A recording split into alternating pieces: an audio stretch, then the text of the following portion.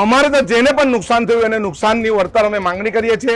એ આટલા દિવસમાં ઘર બેન બની જશે પણ કોઈ આવતું નથી કોઈ ત્યાં બનાવવા હારું। પણ સરકારશ્રી એમને સહાય આજ દિન સુધી નહીં આપેલી હતી। એટલે અમારા ધારાસભ્યો ગામના આગેવાનો મળીને આજે ટીડીઓ સાહેબ પાસે સહાય ક્યારે મળશે ને કેટલી મળશે તેના માટે અમે આવેલા હતા। વાસંદામાં અનંત પટેલ છે તેમની મોટી બબાલ થઈ હોવાના દ્રશ્યો સામે આવ્યા છે। અનંત પટેલ એ આંદોલન ઉપર ઉતરી આવ્યા છે।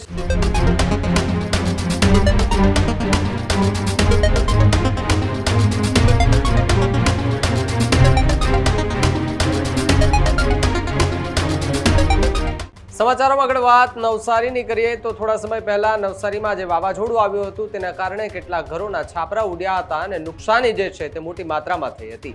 ત્યારબાદ હવે વળતરને લઈને એ આંદોલન ઉપર રસ્તા પર આંદોલન કરવા માટે લોકો ઉતરી આવ્યા છે। ત્યારે વાસંદામાં અનંત પટેલ છે તેમની મોટી બબાલ થઈ હોવાના દ્રશ્યો સામે આવ્યા છે। વાવાઝોડાથી 170 થી વધુ ઘરોને નુકસાન થયું હોવાની વાત સામે આવી રહી છે। તો બીજી તરફ જો વાત કરવામાં આવે તો ઘર દીઠ ₹5 લાખના તાત્કાલિક વળતરની માંગ સાથે અનંત પટેલ રસ્તા પર ઉતરી આવ્યા છે। અનંત પટેલ એ આંદોલન ઉપર ઉતરી આવ્યા છે। સાથે જેમની સાથે જે સ્થાનિક લોકો હતા જેમના ઘરો તૂટ્યા છે તે પણ ત્યાં એમના આંદોલનમાં જોડાયા હતા। અધિકારી સાથે બોલાચાલી થઈ હોવાના પણ દ્રશ્યો ત્યારે સામે આવ્યા હતા। બીજી તરફ 30 થી વધુ પરિવારો કે જે હજુ પણ એ ઘર વિહોણા બન્યા હોવાની વિગત મળી રહી છે। સાથે જ જો વાત કરવામાં આવે તો તાલુકા વિકાસ અધિકારી સામે ગંભીર આરોપો લગાવ્યા છે અને કહ્યું છે કે એમને અનેક વખત રજૂઆત કરવામાં આવી પરંતુ તાત્કાલિક એમને કોઈ જવાબ નથી આપવામાં આવતો। 2 કલાક સુધી તાલુકા વિકાસ અધિકારીની અનંત પટેલ સહિતના લોકોએ ત્યાં રાહ જોઈ પરંતુ એ અધિકારી ન આવતા મામલો વિચક્યો હતો। વાવાઝોડામાં નુકસાની અંગે અત્યાર સુધીમાં 3500 જેટલા ફોર્મ ભરવામાં આવ્યા છે જેમાંથી 1000 જેટલા ફોર્મ જે છે એ માન્ય રાખવામાં આવ્યા હોવાની વિગત મળી રહી છે। સાથે જ જો વાત કરવામાં આવે તો વાસંદા છે કે એની આસપાસના જે વિસ્તાર છે નવસારીનો જે વિસ્તાર છે તેમાં 100 થી વધુ ઘરો કે જેને ખૂબ મોટું નુકસાન થયું છે। ના નુકસાન થતાની સાથે જ વળતરની માંગ અત્યારે ઉઠી છે। ત્યારે અનંત પટેલ કે જે ધારાસભ્ય છે એમની સાથે કેટલાક લોકો એ કચેરી ખાતે આવ્યા હતા।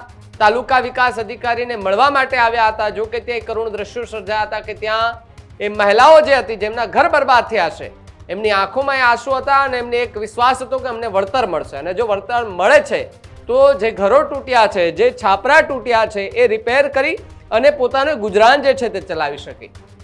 ગરીબ મધ્યમ પરિવાર રોજબરોજનું કરીને ખાતા લોકોના ઘરો જે તૂટ્યા છે એ તૂટતાની સાથે જ એમના સપના પણ તૂટ્યા છે ને એ સપના ભેગા કરવા માટે સપનાને એ ફરીવાર એ ઊભા કરવા માટે ફરી એ સરકાર પાસે માંગ કરી રહ્યા છે કે અમને પૂરું વળતર આપવામાં આવે। ત્યારે અનંત પટેલે શું પ્રતિક્રિયા આપી ત્યાંથી આવો સાંભળી।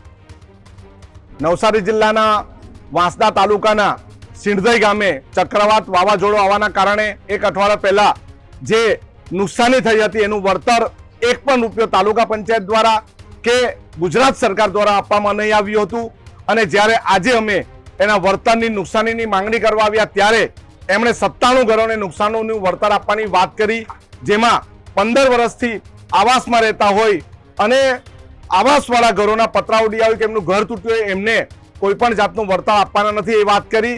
એની સાથે 9 થી ઓછા પતરા જેના ઉડી ગયા હોય એને પણ વળતર આપવાની ના પાડી છે। ગ્રામ્ય વિસ્તારમાં 8 પતરાવાળા પણ ઘર હોય છે અને 80 પતરાવાળા પણ ઘર હોય છે। એટલે અમારે તો જેને પણ નુકસાન થયું એને નુકસાનની વળતર અમે માંગણી કરીએ છીએ। દરેક ઘરને 5 લાખ રૂપિયા જેટલા મળવા જોઈએ તો ફરી પાછું એ લોકો રહી શકે। સ્થાનિક સંસ્થા સ્વૈચ્છિક સંસ્થા દ્વારા એમને જમવાનું પીરસવામાં આવ્યું, પતરા પ્લાસ્ટિક બધું આપવામાં આવ્યું પરંતુ સરકાર દ્વારા આપવામાં આવ્યું નથી। આવનારા દિવસમાં ફરી પાછા જેમને વળતર નહીં મળ્યું એમની સાથે ફરી આંદોલન કરીશું। અમારે ઘર કે દિવાલ કે બધું તૂટીને એકદમ દબાઈ ગયું છે। બધી એટલી બધી નુકસાની છે કે અમે કામે જઈને ખાઈએ તો અમારી નુકસાની કેમ નહીં આપવામાં આવે? કોઈ દિવસ કોઈ પૂછવા નહીં આવ્યું। આ બધા ગામ લોકો અને ઉનાઈવાળા કે બધા અમને સહકારો કરવા આવ્યા પણ કોઈ બીજું નહીં પૂછવા આવે કે આ એ આટલા દિવસમાં ઘર બની જશે પણ કોઈ આવતું નથી કોઈ ત્યાં બનાવવા હારું। ઘર બનાવવા માટે કોણ વાયદો કરી ગયો હતો? આ એમનું નામ સારું જ કહેશે પણ મને અત્યારે તબિયત સારી નહીં ને એટલે યાદ નથી આવતું। આ ધવલ પટેલ કે હું એવું કઈ નામ છે એ લોકોએ પેકેટ અપાવ્યા એમાં કાંદા ને બટાકા નીકળ્યા બીજું કઈ નથી નીકળ્યું। કાંદા બટાકામાં હું અમારા ઘર આખું ઘર ચાલે મેં તો એકલી જ, મારા ઘરવાળો તો કઈ કામ કરાય નહીં એને. મારું પોયરું આટલું છે, પાંચમામાં ભણે નાનલું. મારું તો મેં જાતે એકલી જામ ને એકલી જઈને કામેથી લાવીને ખવડાવું. એક દિવસ કામે નહીં જામ તો અમારો ચૂલો ઉલવાઈ જાય. હવે ઘરમાં આટલું નુકસાની છે કે મારે દિવાલ હેથી લઈને પતરા હેથી લઈને બધું દબાઈ જ ગયું છે. કઈ વાહણ કુહાણ મેં આપતા કરીને વહાવેલું તે બી બધું દબાઈ જ ગયું છે. કઈ મળે નહીં અમારે ખાવા પીવા હેથી લઈને રહેવાનું કે કઈ નહીં મળે. હવે સરકાર પાસે શું માંગણી છે તમારી? સરકાર અમને આ રહેવાનું કઈ બનાવી આપે તો સારું એમ. અમે કાં રહે કેવી રીતે મેં એક ખીલી લેવાની અમારે હેસિયત નહીં મળે અત્યારે. અમારા પાસે એક રૂપિયા નથી અમારા પર. તો અમે ખાવાનું પાણીની બી એટલી તકલીફ કરી કે આ ગામ લોકોએ બધા સેવા કરી, અમારે રાત દિવસ સેવા કરી. બધા ઉનાઈ વાળા છે, આપણે મોટા ફળિયા છે, બધા ગામ લોકોને જેમ ખબર પડી એમ બધા અમારી સેવા માટે હાજર રહ્યા આજ સુધી. આનંદભાઈ તરફથી આનંદભાઈ છે ને મને એંગલ લાખી આપી, પતરા આપ્યા, થાંભલા લાખી આપ્યા ને આ પેલા સરવણી વાળા આવલા એ લોકો 8 પતરા મને ઉપર ચડાઈ બી આપ્યા. રોજ સાંજે 8:30 થી 9ના ગાળામાં જે સિણધાઈ ગામમાં કુદરતી હોનારત જે થઈ ત્યારે ગામના આગેવાન તરીકે મયુરભાઈનો અમારી પર સીધો ફોન આવ્યો કે મનીષભાઈ તમે અહીંયા આવો, ખૂબ કપરી પરિસ્થિતિ છે, મારું ગામ બાજુમાં જ છે, હું ઉનાઈ ગામનો સરપંચ છું. તો અમે ત્યાં જ્યારે જોયું, જે ઘટના સ્થળ પર તરત અમે જ્યારે પહોંચ્યા તો 3 ફળિયામાં એટલી મોટી ઇફેક્ટ હતી કે ત્યાં જવા માટે રસ્તા પણ નહીં હતા, લાઇટ પણ નહીં હતી એ ટાઈમ પર, અને રસ્તા ઉપર મોટા ઝાડો, વીજના તારો પડેલા હતા. અને છેલ્લા જે ફળિયા હતા ત્યાં આખા ઘરો તૂટી પડેલા હતા, ત્યાં ગાયો દબાઈ હતી, માણસોને પણ ઈજા થઈ હતી. એમને લાવવા માટે ખૂબ મોટી જદ્દોજહેદ કરવા પડી હતી. તેમાં ગામના આગેવાનો, ગામના યુવાનોએ ખૂબ મોટો સાથ આપ્યો અને એક માતાને માથામાં ઈજા થયેલી હતી, તેમને જોડી કરીને 3 કિલોમીટર સુધી રસ્તા પર લાવવું પડેલું ખેતરોમાંથી આવીને, અને તે હાલમાં સિવિલ હોસ્પિટલમાં સારવાર અર્થે છે.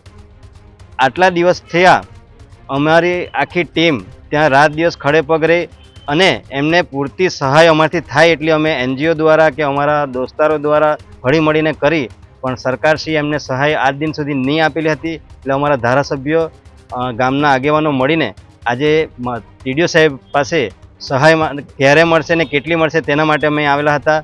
તે અને જો એમાં પણ અડધાને મળી છે ને અડધાને નથી મળી, તો અમારે એવું માનવું છે કે જ્યાં સુધી 100% બધાને સહાય ના મળે ત્યાં સુધી અમે ધારાસભ્યની આગેવાનીમાં અમે લડત ચાલુ રાખીશું. જે અમારા ફળિયામાં જે બનાવ બન્યો છે વાવાઝોડાથી, એ બધાનું બહુ જ નુકસાન થયું છે. જે લોકોનું એટલું નુકસાન કે 3 જ મિનિટમાં લોકો પોતાનું બચાવ સિવાય કંઈ કરી શક્યા નથી. જે લોકો પાસે માલ નથી એ લોકો પોતાના કદ નીચે કે પછી સ્તર નીચે છુપાઈને પણ એ લોકોનો જીવ બચાવ્યો છે.